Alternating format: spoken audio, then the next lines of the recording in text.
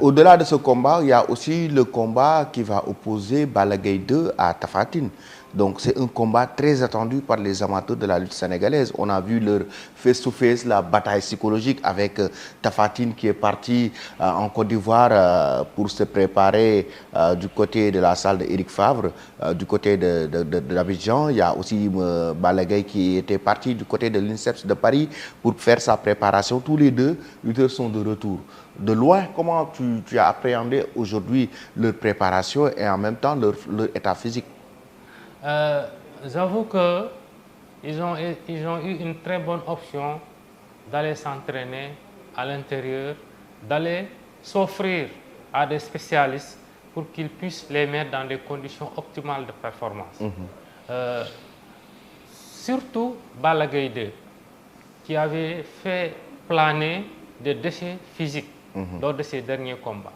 Pour Tapha Tine, quelques moins. Hein? Mais Balla Gaye 2 avait carrément besoin d'être encadré par des professionnels des sports de combat. Donc il a eu la baraka, la chance d'un agent, son chaperon, Abdul Aziz Ndiaye, qui est toujours prêt à mettre la main à la pâte pour pouvoir l'envoyer à l'INSEPS et dire aux techniciens de l'INSEPS, faites-moi souffrir ce champion-là. Il a toutes les qualités requises pour redevenir roi des arènes ou pour encore planer sur la lutte sénégalaise.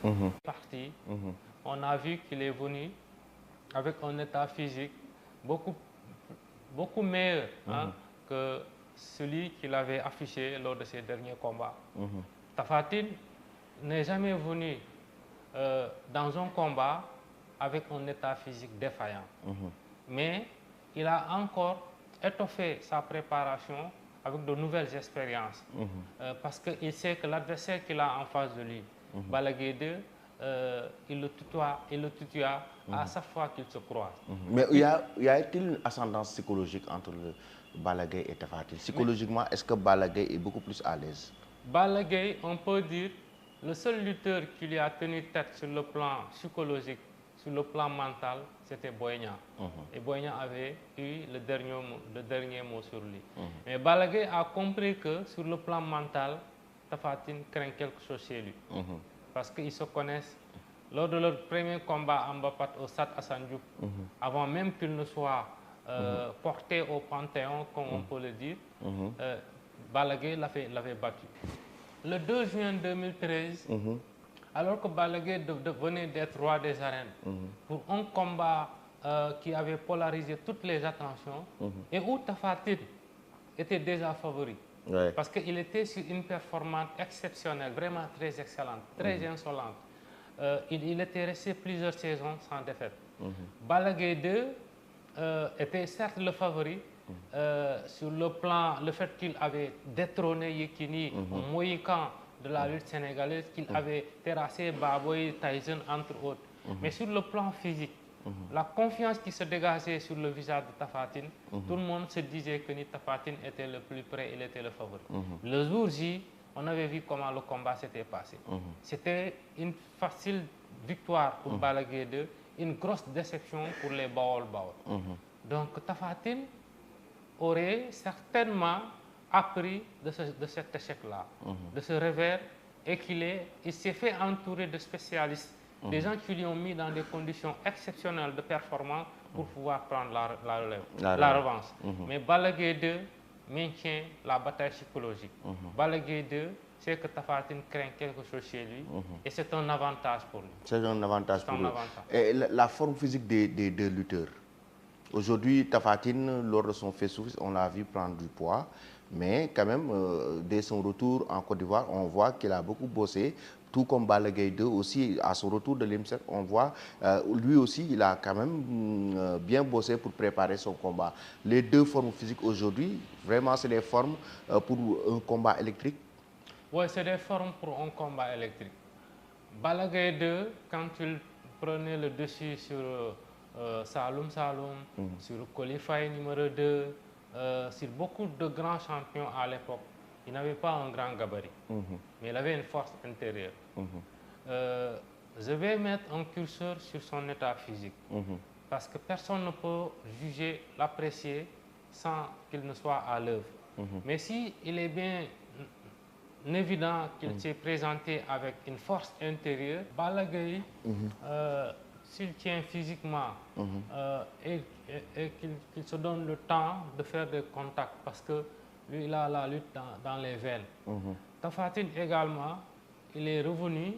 Je pense qu'ils ont compris que le combat devrait être terminé sur le plan de la lutte pure et dure. C'est la raison pour laquelle ils se sont donné le temps d'avoir un état physique acceptable, mais aussi ils ont compris qu'il faut qu'ils se retrouvent dans leurs écoles pour faire des contacts nourris avec leurs sparring partners. Donc on va vers un combat très technique, on va vers un combat qui peut ne pas durer comme d'habitude, mais où on pourrait assister à de la bagarre et à la lutte pure. Et la bagarre arrangera qui, Tapha Tine ou Balla Gaye? Ça dépend. Vous savez, Balla Gaye, c'est quelqu'un qui a une force de frappe. Et la manière dont il frappe, certainement, c'est pas la manière la plus directe qu'il faut. Tapha Tine, quand il fait l'option de se bagarrer, en se déplaçant et placer des coups, il devient dangereux. Et cela, il l'a réussi contre Elton. Il avait également réussi contre Bombardier lors de leur première confrontation. Balla Gaye 2 est un athlète qui, comme un lion, d'ailleurs il en est surnommé, il avance sur sa proie, il lui impose une bagarre rapide, une manière de se saisir de lui et le manœuvrer et faire ce qu'il a à faire et s'éclipser. S'il vient avec cette envie féroce de faire comme par le passé, il pourrait encore créer la surprise. Mais Tapha Tine peut se bagarrer quand l'adversaire lui donne l'occasion de se déplacer, de prendre son temps, comme on le dit, muy benn. Te Balla Gaye ne lui donnera pas ce temps. Effectivement, ça veut dire que c'est un combat plein de surprises et puis à tout moment on peut voir entre les deux lutteurs qui sont au top de leur forme, qui sont bien préparés, une grosse surprise dans ce combat, que ça soit du côté de Balla Gaye ou du côté de Tapha Tine. Absolument, absolument. Parce que Tapha Tine, quand il s'est présenté lors de leur dernier face-to-face, l'état physique qu'il avait affiché, ça a créé un tollé dans ce pays-là. Certains disaient que il y avait un vocal chahutant qui disait que c'est Abdul Aziz, c'était un faux vocal, c'est Abdul Aziz Ndiaye qui demandait à Balla Gaye, qui communiquait à Balla Gaye 2, et Balla lui disait ironiquement, pourquoi tu m'as laissé prendre Tapha Tine, il faut restituer l'avant. Cela veut dire que l'état physique que Tapha Tine avait affiché avait fait peur quelques-uns. Mais je sais une chose, c'est que Balla Gaye 2, plus tu es gros, plus tu es élancé, plus ça l'arrange. Ça l'arrange. Il l'a expérimenté. Donc cette forme physique arrange Balla Gaye. Ça arrange Balla Gaye. Ça l'arrangeait tellement bien qu'il était le lutteur qui disait man dama aay si ponkal.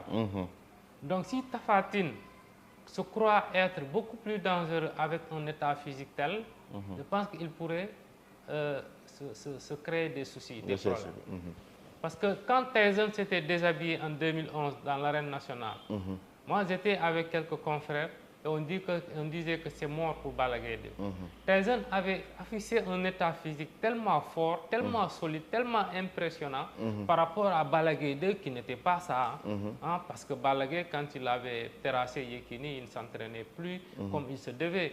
Il faisait 1 mois, 2 mois de préparation, il venait, il jouait sur son mental, sur son courage de lion pour pouvoir faire ce qu'il a à faire et s'éclipser. Mais quand on avait vu Tyson, nous on avait dit c'était fini, c'était mort pour Balla Gaye 2. Vous avez vu comment le combat s'était passé? Il l'a battu de la plus belle des manières. Et en 2013, quand Tapha Tine se faisait battre par Balla Gaye 2, Tapha Tine était également plus près. Même lors de leur premier face-to-face qui a été organisé au Méridien, Tapha Tine avait déjà impressionné son monde. Il était tellement bien à l'aise dans son état physique qu'il se disait qu'à Balla Gaye 2, dinaa la dóor bi nga tëddal sa bopp. Je vais te frapper jusqu'à ce que toi-même tu cèdes. Tu as vu. Mais au final, comment les choses se sont passées? Balla Gaye, il est bon mentalement, il est confiant, il est sûr de lui. S'il tient physiquement quelque peu, il reste dangereux. Tapha Tine, il a eu un nouvel encadrement. Par rapport à ça, je sais qu'on lui a donné quelque chose une petite quelque chose qu'il avait manqué dans ses derniers combats, ou bien lors de son dernier combat contre Balla Gaye 2. Il est fort s'il croit en lui, il est fort s'il ne craint plus rien chez Balla Gaye 2. Et je pense que certainement il est dans cet état d'esprit-là. Effectivement.